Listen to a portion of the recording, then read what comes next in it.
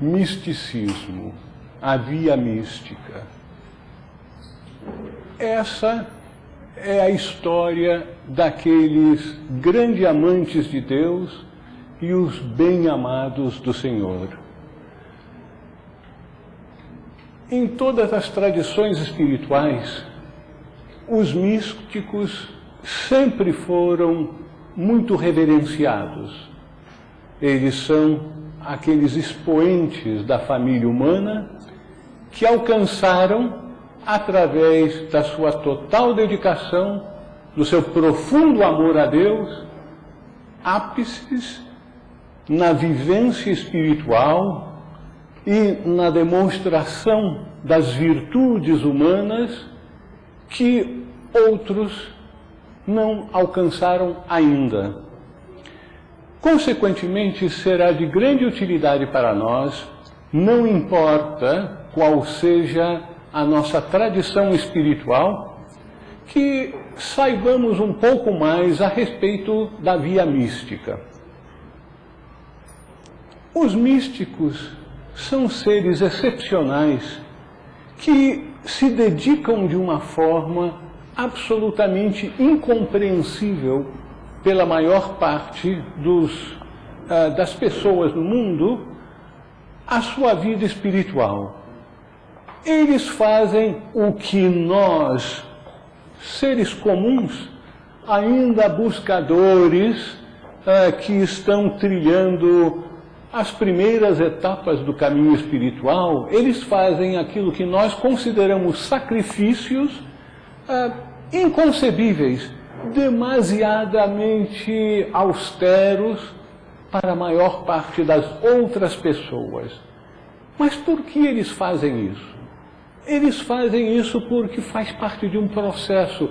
Eles são animados por uma força interior que lhes dá a energia, lhes dá a visão e o sentimento de necessidade que aquilo é imperativo, que eles têm que fazer. Não há outra alternativa para eles, senão essa total entrega com amor absolutamente inconcebível por parte dos outros seres humanos.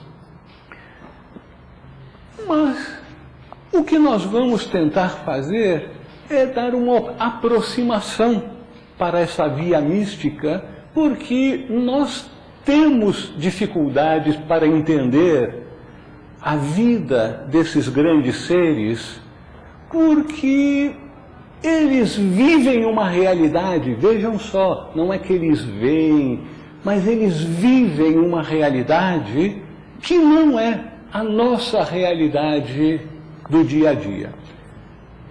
Vocês procurem imaginar como vocês fariam para descrever para um cego de nascença um pôr do sol, um arco-íris. Procurem imaginar como vocês vão descrever para um cego de nascença um pôr do sol.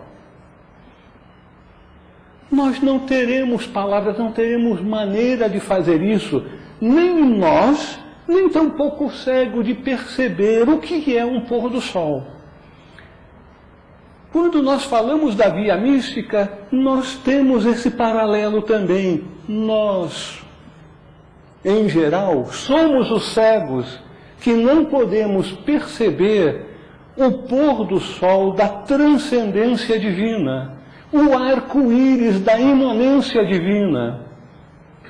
Mas nós podemos falar um pouco do empenho desses seres e daquilo que eles descrevem com palavras que eles mesmos repetidamente indicam que o que eles tentam descrever é um mero arremedo daquilo que eles vivenciam, daquilo que eles experimentam em seu interior.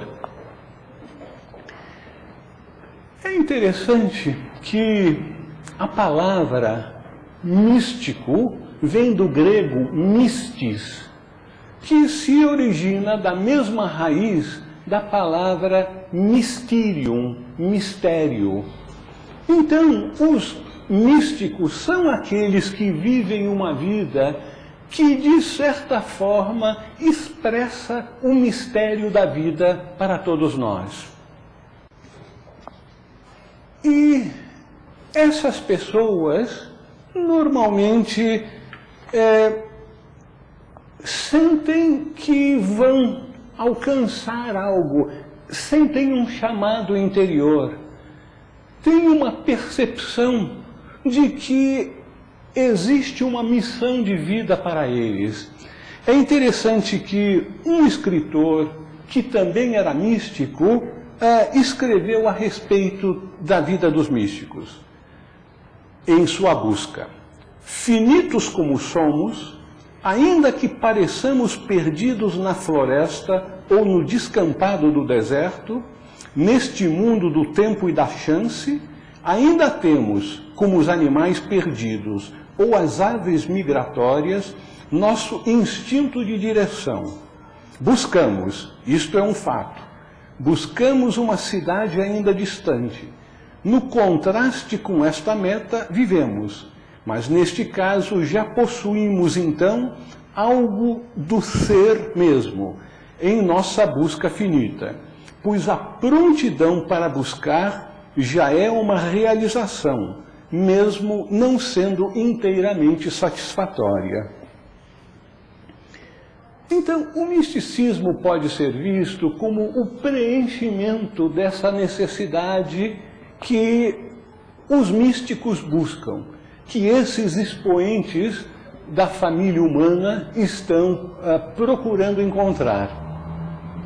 Só que eles estão procurando encontrar essa meta não em Roma, em Jerusalém, em Meca, ou seja, qualquer cidade sagrada das grandes tradições. Eles estão procurando encontrar essa meta dentro de seu próprio coração.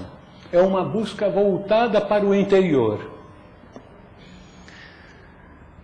E nessa busca, nós verificamos que existem pelo menos 3 características bem marcantes.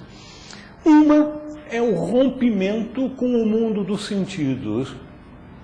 Tudo aquilo que nós normalmente buscamos: comer bem, estarmos confortáveis, tudo aquilo que agrada os sentidos e que faz parte central da nossa vida cotidiana é deixado para trás pelos místicos. Os místicos também têm outro fato marcante, que é o rompimento com a vida que levavam anteriormente. É aquilo que, na tradição cristã, por exemplo, se diz um nascer de novo, um renascimento para uma nova realidade.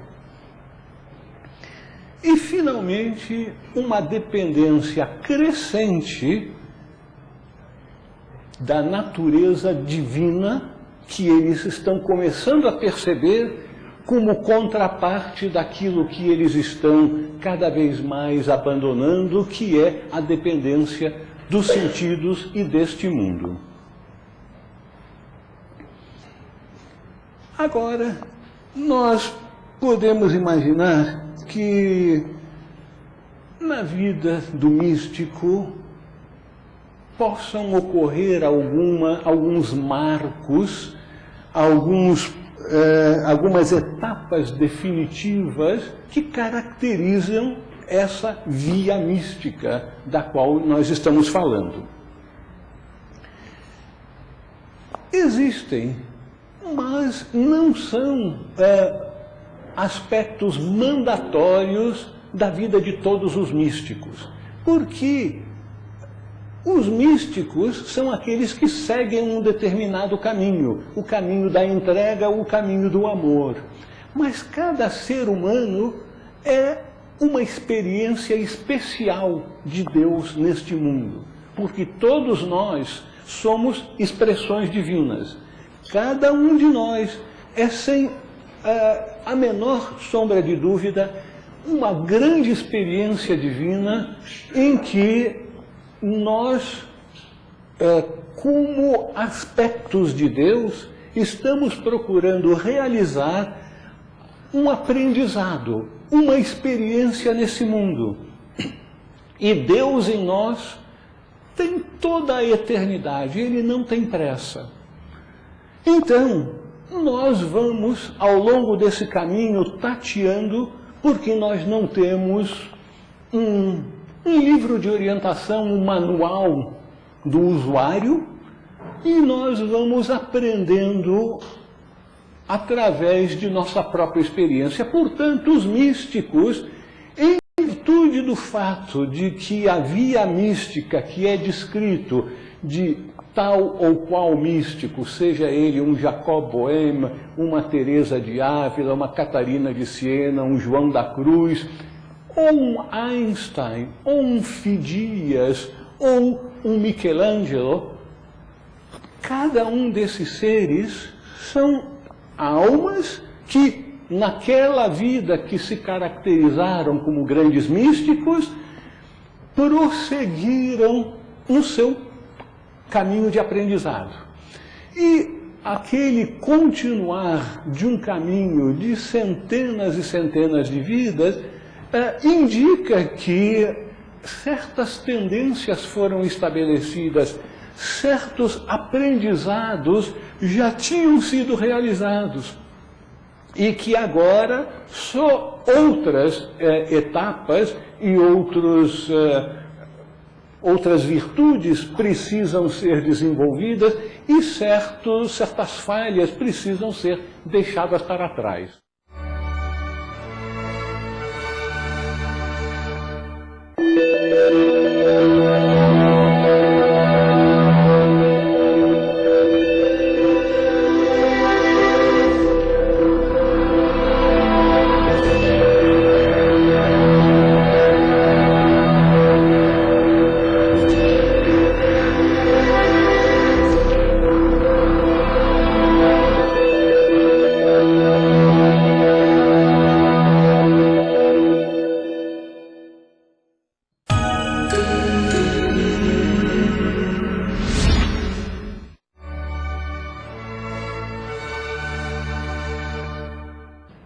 Aqueles estudiosos que procuraram fazer biografias dos grandes místicos, que procuraram fazer uma acomodação, uma sistematização do que seria, então, a vida dos místicos como etapas, verificam que, em alguns casos, poucos, mas em alguns casos, algumas das etapas são invertidas, ou nem parecem ocorrer. Consequentemente, não há, assim, um místico típico, mas existe uma certa tendência que a grande maior parte dos místicos sigam esse caminho. E qual é, então, esse caminho? A primeira etapa desse caminho, que nós poderíamos dividir em 5 grandes etapas, é uma extensão do que os autores da Idade Média descreviam como sendo 3 etapas, e é talvez um resumo do que uma grande mística, Teresa de Ávila, descreveu em seu livro Castelo Interior ou Moradas, como sendo 7 etapas que são alcançadas através de 7 níveis de oração. Mas nós vamos nos ater a essa descrição que parece englobar a maior parte dos casos como sendo 5 etapas. A primeira etapa é chamada do despertar, ou conversão. Muitos autores falam de conversão também.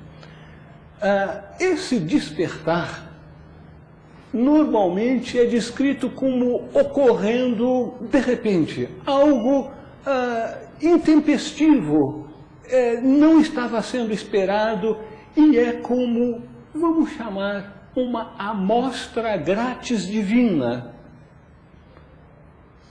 uma graça divina.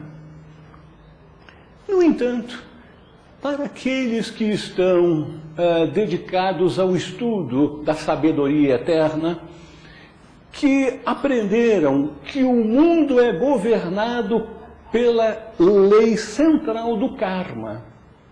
Tudo é uma sequência de efeitos motivados por causas. E ao experimentarmos esses efeitos, nós geramos novas causas que vão surtir efeitos. Consequentemente, toda a nossa vida é uma concatenação de causa e efeito. Mas, como as pessoas não têm conhecimento de suas vidas passadas, não têm conhecimento das causas que foram geradas no passado e que vão ser colhidas como frutos nessa vida, nós muitas vezes descrevemos fatos como sendo intempestivos. De repente ocorrem sem que fossem esperados e sem que fossem merecidos. Mas, na verdade, tudo tem o seu merecimento. Só que o merecimento nós geralmente não conhecemos no seu passado mais remoto. Então, essa primeira etapa, o místico, de repente, tem aquele vislumbre e ele se deslumbra de tal forma que transforma a sua vida. Ele passa a perceber que o mundo é muito mais amplo daquilo que nós vivenciamos no nosso dia a dia, que a nossa família, que a nossa relação com as pessoas e com o mundo físico vai muito além daquilo que nós normalmente percebemos e aceitamos como sendo a nossa família, o nosso relacionamento. Esse primeiro vislumbre do místico, como que expande seus horizontes, expande sua consciência. E ele é transformado, literalmente transformado por aquela experiência. Geralmente. Porque na vida, a vida como um grande processo, nós sabemos que ela tem respostas. Tudo aquilo que ocorre em nossa vida, nós damos uma certa resposta para ela. E dependendo dessa resposta, nós teremos uma energia voltando para nós. E nessa interação com o mundo, nós prosseguimos no nosso aprendizado. Quando os místicos têm essa grande expansão de consciência inicial, esse despertar para a vida interior, vai depender da resposta deles a continuação ou não do seu processo na via mística. Se eles respondem de uma forma apropriada, o processo continua. E qual é essa resposta, uma vez aquela miopia espiritual em que viviam e que vive a maior parte das pessoas, quando aquela miopia por uma cirurgia laser espiritual momentânea, passamos a ver mais amplamente com nitidez e profundidade, se a pessoa percebe que aquilo é a vida mais abundante da qual Jesus falava, percebe que aquele é um primeiro vislumbre de uma realidade que provavelmente é ainda mais ampla do que aquele que ele percebeu, e sente que o que ele experimentava da boa vida nesse mundo antes é absolutamente insignificante comparado com aquilo que ele percebeu. Então ele decide que a vida para ele é entrar naquela realidade, é ter outra vez aquele vislumbre, aquela experiência. Mas aí ele percebe que aquilo que ele experimentou é a essência divina. Ele se aproximou de Deus. Ele teve um primeiro contato com o Senhor, com a realidade última. Mas aí ele percebe aquela beleza, aquela exuberância, aquele amor, aquela pureza, e aí ele se compara. Mas como eu, que ainda tenho tantas deficiências, que estou tão longe dessa pureza, dessa beleza, desse amor, como eu posso me aproximar de Deus? Como eu posso ter certeza que essa realidade me será dada outra vez? E aí ele chega à conclusão que o que ele tem que fazer é criar uma sintonia com o divino, deixar para trás tudo aquilo que são impedimentos para aquela aproximação para com Deus. E aí ele dá a sua determinação para prosseguir e entra na segunda etapa. Essa segunda etapa, então, é chamada de purgação ou purificação. Essa é uma etapa em que o místico decide por conta própria. É a decisão dele. E é uma daquelas situações na vida em que a gente percebe as oscilações do mundo. Depois de um dia de sol, chega o entardecer e entramos então na sombra. O místico teve aquele primeiro despontar do sol espiritual, mas agora ele terá que passar pela sombra. Ele que teve aquela tremenda alegria, aquela bem-aventurança, aquele gozo interior, agora ele terá que passar por uma purgação, por um sofrimento, por uma dor de abandonar, deixar para trás tudo aquilo que ele percebe que são impedimentos para a aproximação com Deus outra vez. E ele então embarca nesse processo de purificação que algumas vezes extrapola, em função de algumas tradições espirituais não terem tido suficientes instrutores com experiência e com sabedoria, aqueles místicos acham que o pecado, a deficiência está na carne. E aí começam a flagelar a carne. O princípio do movimento místico na tradição cristã ocorreu já a partir do final do primeiro século de nossa era, mas no século 2 e 3 de nossa era, existe uma literatura extensa descrevendo a vida dos padres do deserto, os anacoretas e os cenobitas. Os anacoretas eram aqueles que buscavam essa purificação na vida do deserto sozinho.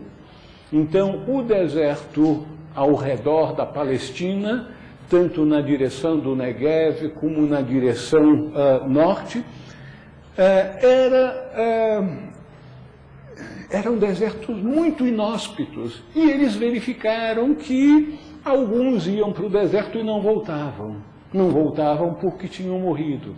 Então perceberam que talvez fosse mais prático um grupo desses buscadores se juntarem, viverem juntos nesse ideal de busca dessa purificação. E esses foram então os cenobitas, que mais tarde começaram a fundar mosteiros com grandes austeridades.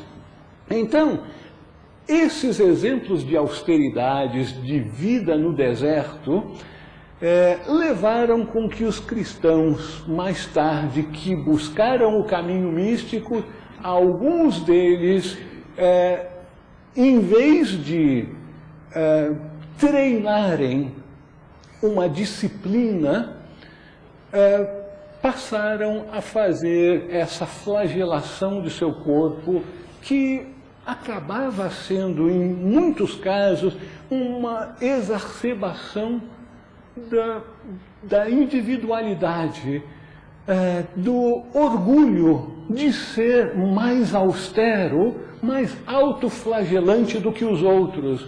Nós vemos alguns exemplos em procissões, não só na tradição cristã, mas de outras tradições também, em que em certos períodos do ano essas pessoas saem na rua se autoflagelando, tirando sangue da cabeça, das costas, enfim, com todo tipo de vida que sai do equilíbrio, do respeito ao corpo, que é o nosso instrumento necessário para o progresso na vida espiritual. Então, à medida que essas pessoas, com o necessário equilíbrio, vão prosseguindo naquela vida de autodisciplina, de controle dos sentidos, controle da mente, e aprendem também que o grande instrumento para conseguir diminuir a distância que existe entre o ser humano e Deus é o silêncio. Nós, na nossa vida diária, desenvolvemos toda uma série de procedimentos para a nossa comunicação com os outros. E a comunicação com os outros requer o uso da linguagem, seja ela a linguagem falada, seja ela a linguagem escrita, ou então aquela preparação para uma comunicação mais ativa posterior, que é o uso do pensamento. Então, nós estamos em constante atividade verbal ou mental.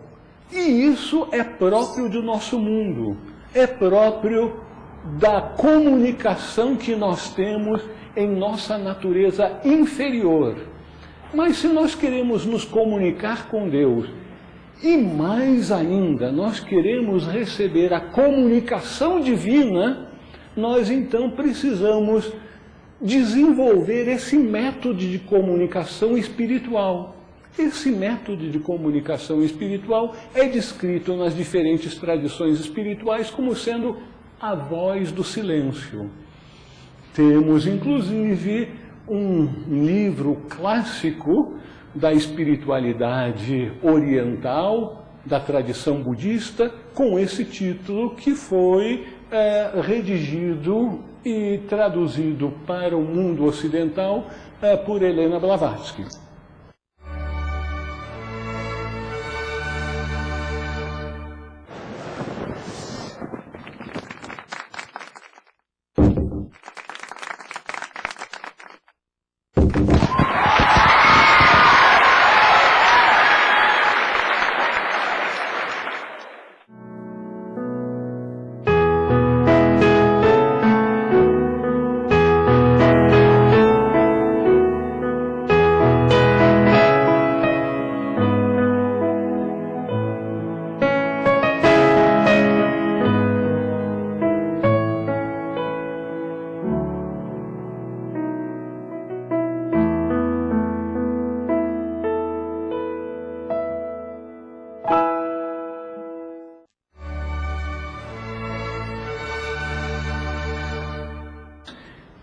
Os místicos, então, aprendem que a verdadeira oração, a verdadeira maneira de comunicação com Deus é essa oração do silêncio. E por coincidência ou não, obviamente não é coincidência, foi assim que Jesus nos ensinou a verdadeira oração. Jesus disse: quando orardes, entre em seu aposento, feche a porta e ore ao Pai em segredo ou em silêncio, de acordo com outras tradições, e o Pai que percebe no segredo lhe recompensará. Essa linguagem simbólica indica que o aposento é a caverna do coração, nos retirarmos para o nosso interior. Fechar a porta significa colocar um obstáculo para tudo que possa interferir. Equivale ao quinto passo da senda do yoga, que é pratyahara, colocar de fora as interferências exteriores. E essas interferências são os ruídos do mundo, mas principalmente o ruído mental. E aí orar ao Pai em segredo, em silêncio, significa alcançarmos a total quietude interior, porque nesse silêncio, nesse segredo interior, o Pai nos perceberá e nos recompensará. Qual é essa recompensa que o místico busca? É a experiência do Senhor. Então, ao nos engajarmos também na utilização desse instrumental fundamental que é a meditação, a oração do silêncio, como é chamada na tradição cristã e na via mística, consegue-se cada vez mais essa aproximação. E então, chega um determinado momento que o místico, nessa segunda etapa de purgação, alcança uma certa massa crítica, poderíamos dizer agora. Essa massa crítica, então, cria as condições para que recomecem aquelas experiências místicas, aquele vislumbre, aquela visão, ensinamentos, experiências internas sublimes, e elas vão se repetindo. E então o místico entra numa terceira etapa, a etapa da iluminação. Essa etapa é a etapa talvez mais conhecida no mundo, em todas as tradições, porque é nessa etapa que o místico faz grandes realizações. E os místicos não são só místicos no sentido religioso. Existem muitos e muitos místicos em outras etapas da vida, em outros ramos, como nas artes, e até mesmo no mundo mais amplo dos negócios, da política. Parece estranho que até na política encontremos místicos, mas existem uns poucos gatos pingados ao longo da história, pessoas que transformaram o seu mundo naquela época pela sua capacidade de perceber o todo, perceber as necessidades da coletividade e agir de forma inspirada para atender essas necessidades. Mas muitos cientistas, artistas, um Beethoven, que na mais tenra idade já compunha óperas, sinfonias.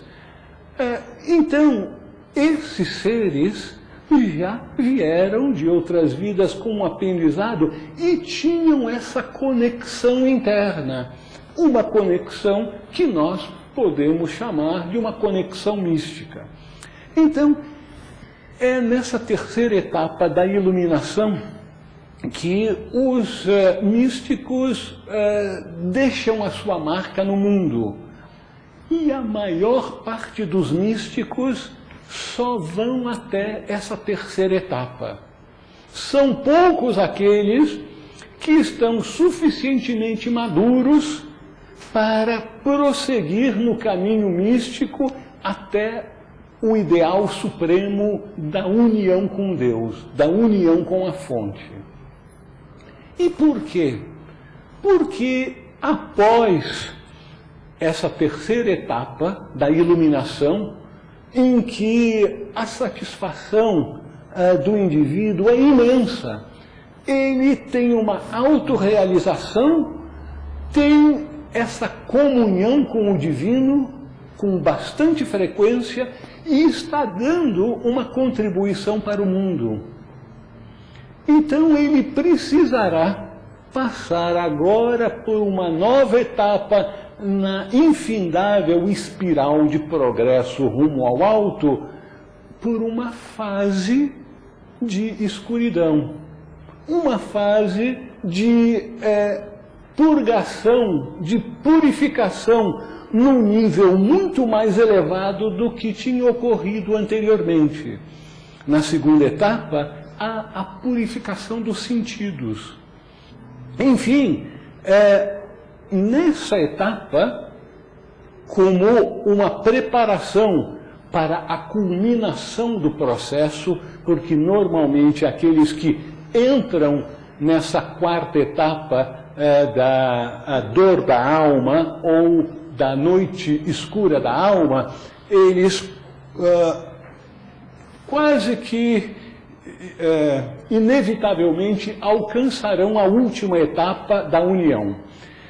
Mas para que eles venham a se unir a Deus, à fonte, ao divino, eles precisam de uma purificação muito especial.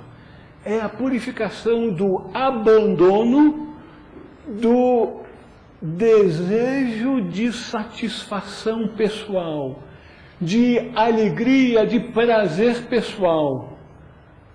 Porque para se unir a Deus, eles terão que mudar a sua consciência, eles terão que passar a agir como buscadores do bem do todo, e não do individual, do particular. E aí, então, começa esse processo em que talvez uma das descrições mais pungentes que se conhece é o trabalho de João da Cruz, em que ele descreve essa noite escura da alma. Mas isso é reiterado por diversos outros místicos que indicam uma etapa em que eles, depois de terem experimentado a luz do sol, depois de terem experimentado a proximidade com Deus, visões indescritíveis, de repente tudo isso parece desaparecer. Até seus amigos se afastam dele. Até mesmo Deus parece estar se afastando deles. É um desafio que requer um gigante espiritual para alcançá-lo.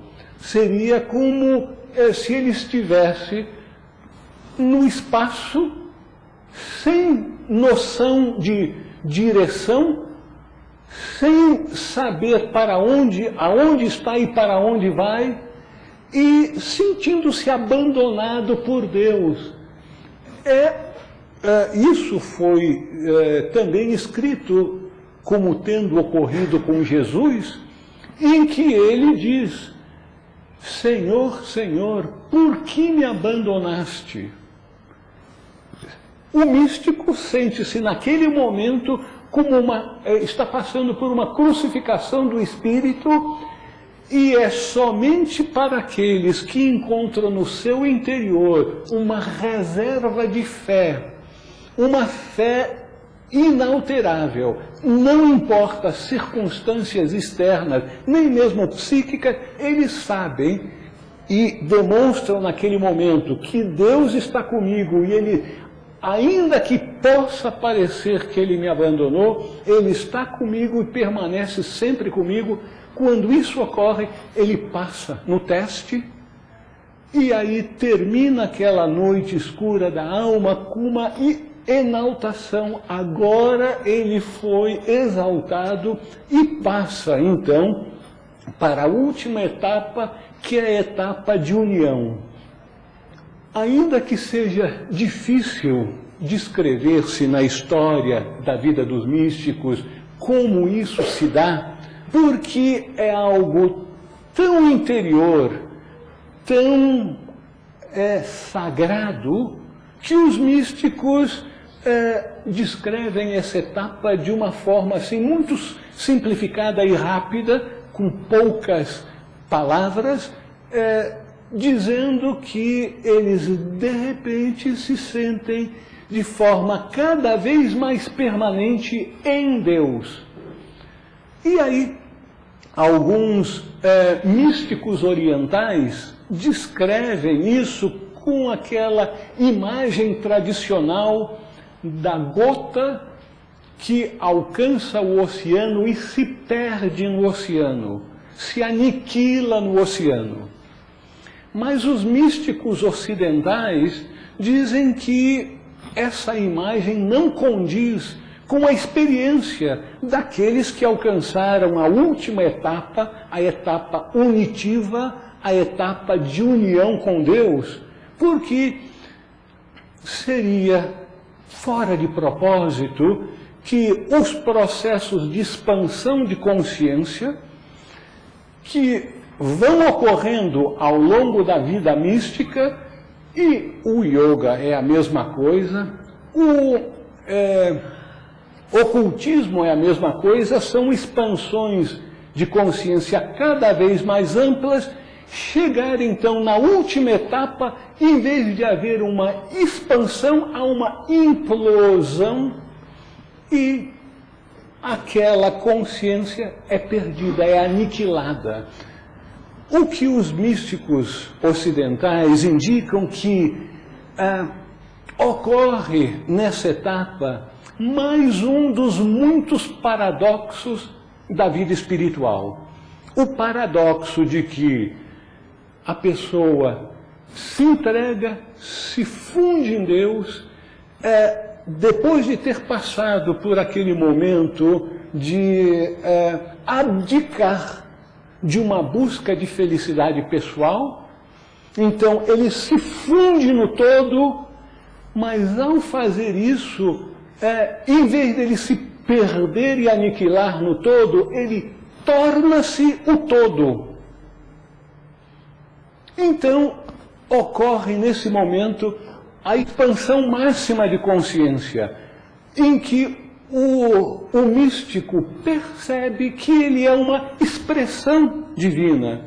Isso não é mais agora uma figura de linguagem utilizada em textos, em livros, nem em palestras, mas é uma experiência daquele místico que se percebe como sendo todo.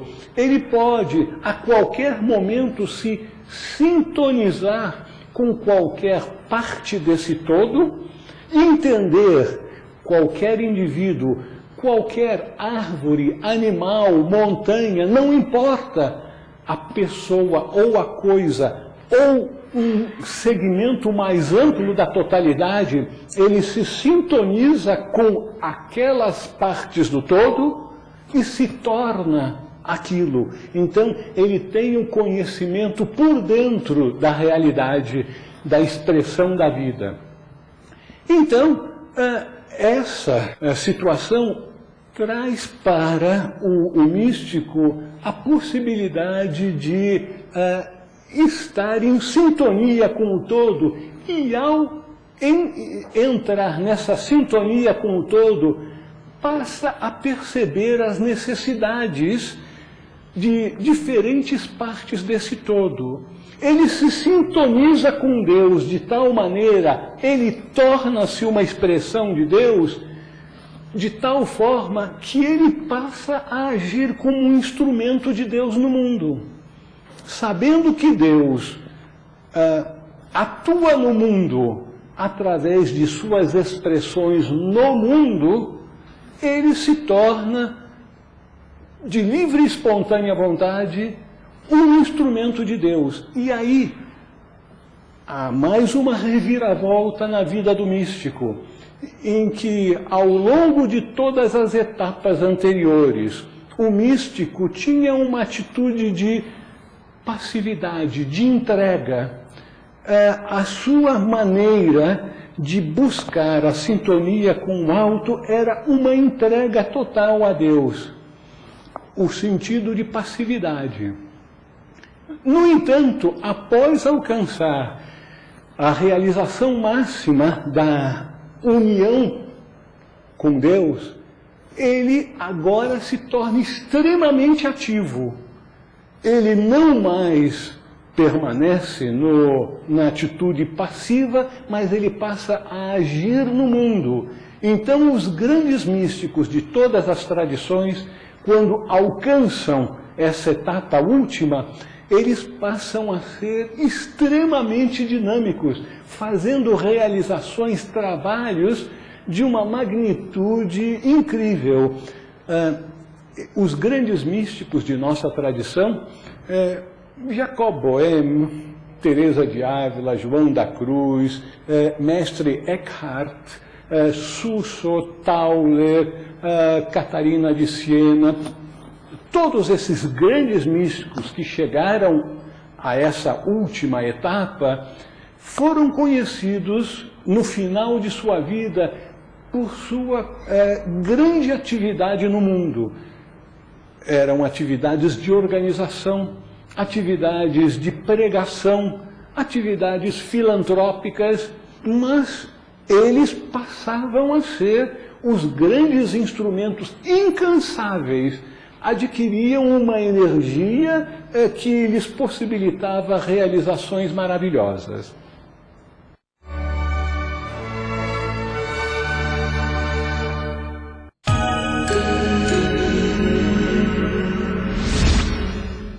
Conheça o portal da TV Suprem. Acesse www.tvsuprem.com.br e saiba mais sobre nossa programação. Conheça cada um dos nossos programas. Confira notícias atualizadas do que está acontecendo na TV Suprem. E mais, clicando no link Web TV, você pode assistir a TV Suprem diretamente do seu computador gratuitamente.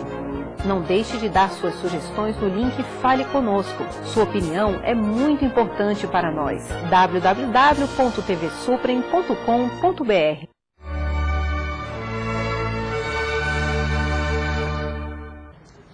O que nós poderíamos dizer como sendo alguns pontos que poderiam nos orientar? Todos nós que possamos ter esse desejo, essa simpatia pela maneira como os místicos seguem o seu caminho, como nós poderíamos nos guiar pela experiência deles? Algumas práticas espirituais, se é que nós podemos chamá-las assim, podem ser de utilidade para nós. A mais importante de todas, certamente, será o anseio por essa aproximação cada vez maior para com Deus, para com a nossa fonte. Se nós não tivermos esse anseio, nós não vamos prosseguir. Nós sabemos na nossa vida diária que tudo aquilo que nós desejamos ardentemente, nós conseguimos. Mas é preciso que aquele desejo seja realmente insopitável. A gente quer, e não importa o sacrifício. Então, quando a gente tem essa aspiração ardente, inevitavelmente como aquela citação que eu li no início dessa nossa reunião, é uma indicação de que nós vamos alcançar essa nossa meta. Então, a aspiração ardente é o nosso guia, é aquilo que nos move interiormente. Com essa aspiração ardente, além da prática meditativa, periódica, com toda a determinação, porque a determinação é uma das qualidades mais importantes de quem segue o caminho espiritual, aí nós devemos procurar também, já que nós estamos em busca de Deus, vamos procurar ver a Deus em todas as coisas, porque a literatura espiritual nos diz que Deus é imanente em tudo que existe. Consequentemente, Deus está em cada uma das pessoas que aqui estão. E das pessoas também que não estão buscando a vida espiritual. E Deus também está nas árvores, está nas nuvens, está em todos os lugares.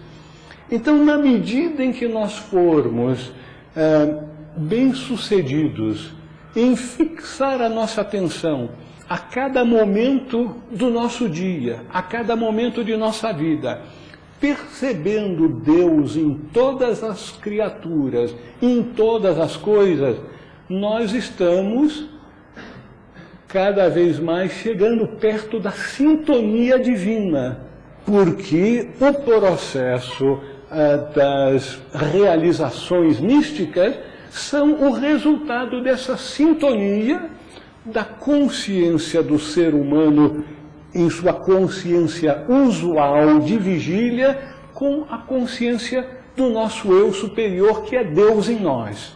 Então, ao tentarmos ver Deus em todas as coisas, nós estamos criando uma sintonia cada vez maior. Mas esse é um aspecto. É o aspecto de perceber Deus na imanência.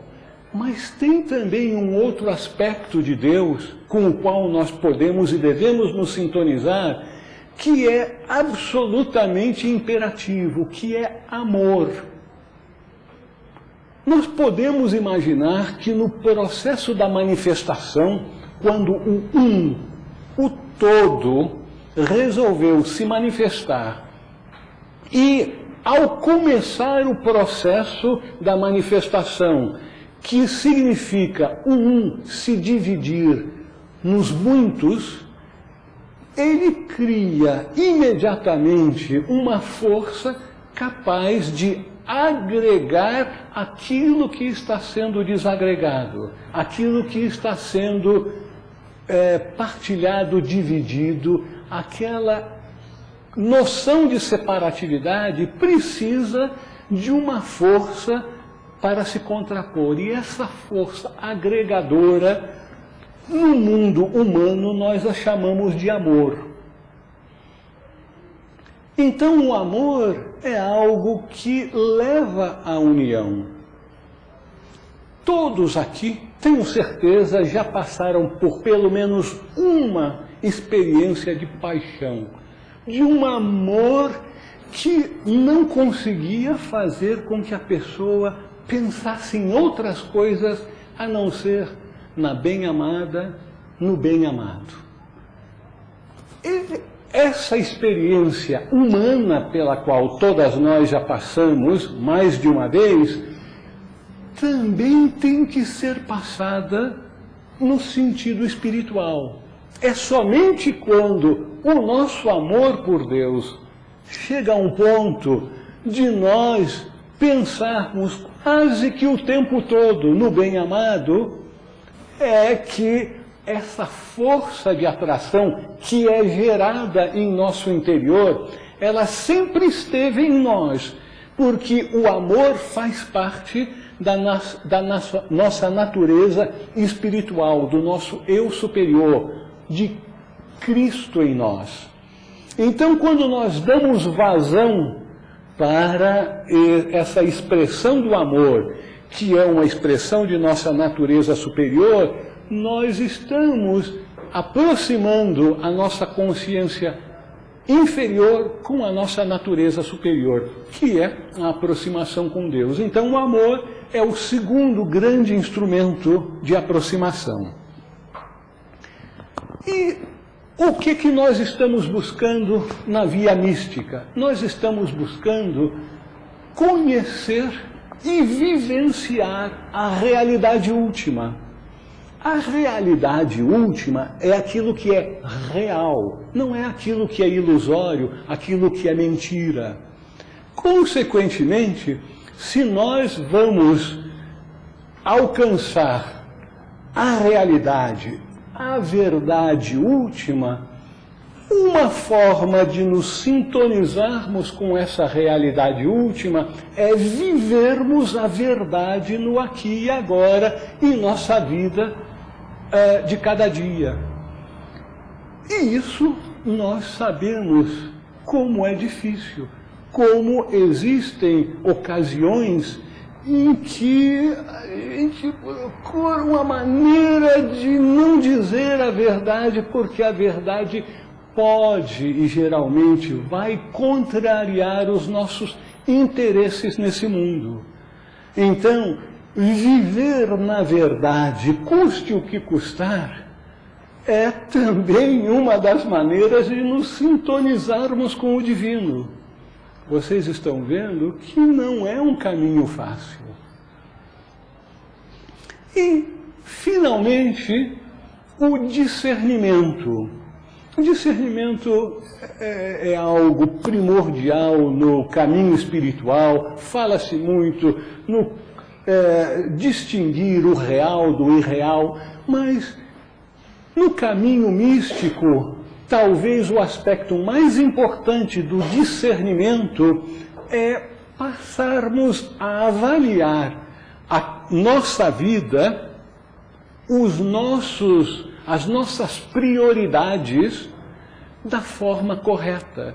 Se nós temos como objetivo último, que é o objetivo de toda a nossa vida, que cada vez mais é afunilado, em vez de muitos objetivos, vamos cada vez mais diminuindo e nos concentrando no objetivo único de união com Deus, então nós precisamos também reorganizar a nossa vida em prioridades que expressem aquilo que nós dizemos que é o nosso objetivo último.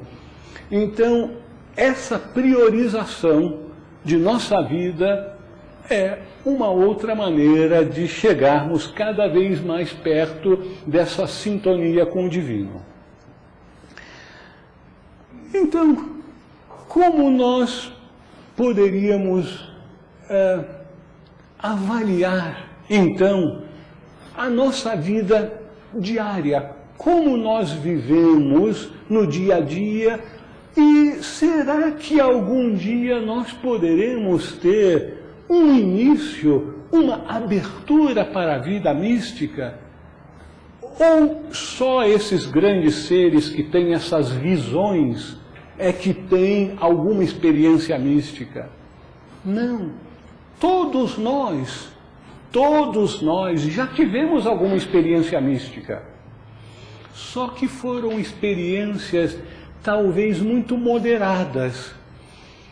Cada vez que nós estamos confrontando um determinado problema, algo que seja profissional, que seja de relações humanas, que seja um determinado estudo, nós estamos com aquele problema, queremos encontrar uma solução e nós pensamos de todas as maneiras e não conseguimos encontrar essa solução racional, uma solução lógica.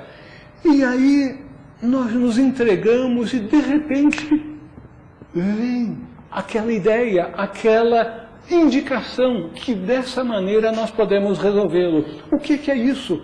É um insight, é um lampejo de intuição. E esse é o iniciozinho de uma vida mística. Quando nós percebemos que podemos entrar cada vez mais, transformar esses lampejos numa sequência natural de nossas vidas, nós podemos ser levados então a entrar na vida mística. E na vida mística, todos nós desembocaremos um dia. Que ele seja o mais pronto possível. Muito obrigado.